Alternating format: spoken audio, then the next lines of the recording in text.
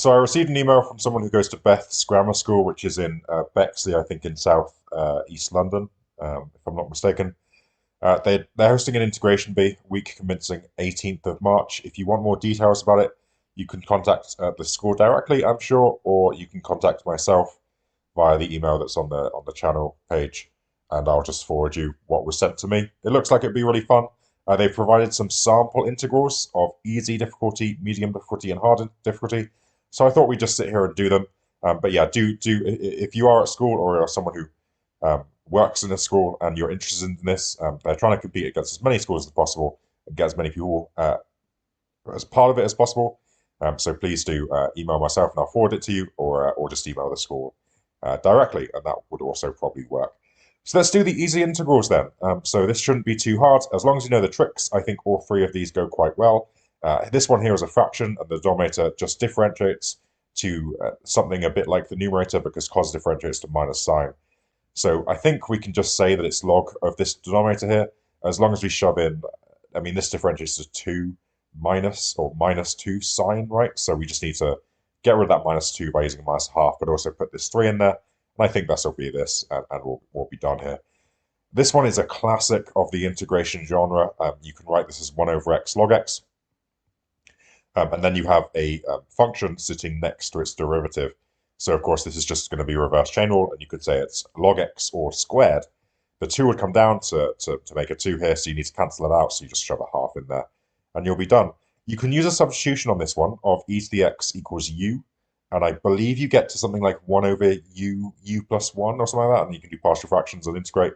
However, this slightly easier way of doing this is to say that this is 1 minus e to the x plus e to the x on top. Just to kind of invent an e to the x only to take it away again. Because then, of course, you can split this fraction here, and then this thing here is just 1, which integrates to x. And this thing is just a log, because the denominator here differentiates to minus e to the x, which is the numerator. So we just need to do a minus log, and we'll end up with it there. So that was some good first questions. Those are the easy ones out of the way, as long as you know the tricks. They should have been pretty easy. So that was, I think, pretty well done. Medium, they certainly look more complicated. There's one with I here. So do have a go at these first, and then I'll get going with them. I squared is minus 1, of course, so minus 1 is plus 1, so this ends up looking like this. I've written it like this with the x squared plus 1 squared out here. Because if you look in the formula book, you'll see the derivative of arctan is this. So therefore, we have f dashed of x, 3 to the f of x. So we can just integrate this to be 3 to the f of x, because that would derive to f dashed of x here, which is that, and then you just leave this alone. However, you also need to times by log 3. So to undo that, or to make sure it's all okay, let's just divide by log 3, and we'll all be good to go. Next one, there's a couple of ways of doing, including just writing this all in terms of sine and cos. Eventually, you'll end up with like cos times sine to the minus 3, and then you can do inverse chain rule. Slightly cleaner method is to just write this as cosec times cot, because cosec derives to minus cosec cot. So we're yet again in the situation where we have a function sitting next to its derivative. So we can just say it's cosec 2x all squared. And then, of course, we can sort of balance this out by throwing in, well, we need to get rid of this 2 that's going to come down. We need to get rid of this 2 that's also going to come down. And we're going to need to get rid of the minus that comes out from here as well. So we can just put in a minus quarter there to do that, and we'll end up with this answer here. Basically, you never want to integrate a mod function. That's just not going to go well. So what you can do here is notice that this here is an even function, because if you put in minus x into this, it's just as if you're going to put x into it. F of x is going to equal f of minus x, because that's what the mod function literally does. So I can replace this whole integral, notice it's the first one we've done that's definite, with just 2 lots of the integral from 0 to 4, because it's an even function, because it's symmetrical around that y-axis, because whatever you put in a negative x, you get the same output as when you put in a positive of the same value. So we can just say it's this, and then of course this problem is completely trivial. This is just x cubed by half, which is x to the 3 over 2. You integrate it like you learned at the start of year 12, and you put in the numbers, and you end up with an answer there. So yeah, good 3 medium integrals that you do need to be aware of certain things to do. So I thought they were pitched well. So the people who were doing this were good. Did a good job there. Now we get to the hard integrals, which might require a bit more thought. It's perfectly possible to expand out this using sine a plus b equals sine a cos a, minus sine b cos a, or whatever. But It's actually slightly quicker to do this using this formula that's in the formula book, but that nobody ever uses. But it's nice to be able to show it off. If we divide both sides by 2 here, by the way, this just comes from doing the sine a plus b and cos a plus b expansions, and then just rearranging them, forming a simultaneous equation, and you can kind of rearrange it to be this. But anyway, if we divide both sides by 2, we get this.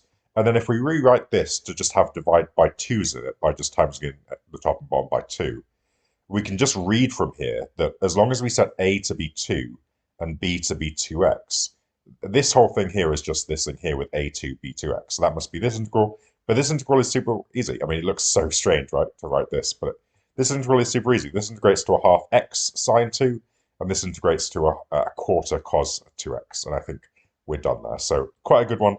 Enjoyed that. Sec cubed is a good one as well. You need to know lots of things about sec to get this one done. So firstly, you can write it as sec squared.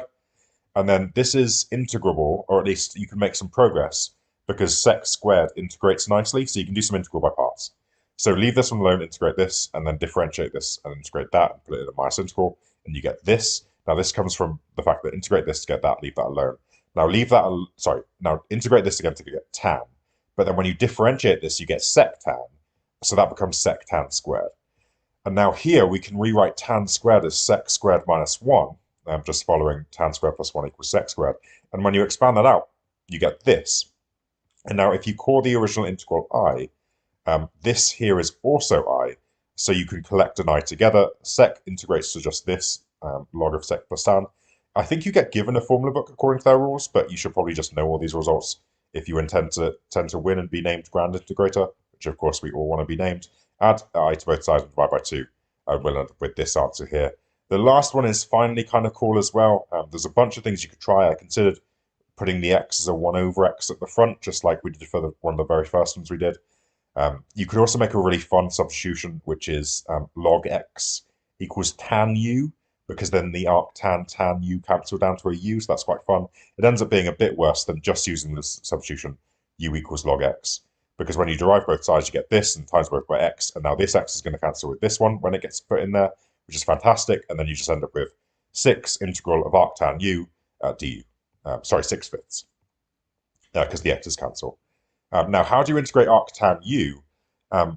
Well, there's probably a couple of ways, but the way that I got it was just timesing it by 1, just like the integral of log, right? Just times it by 1, because now integration by parts is great, because we've already discussed early on in this video that the derivative of arctan u is 1 over 1 plus x squared, or u squared, I should really say.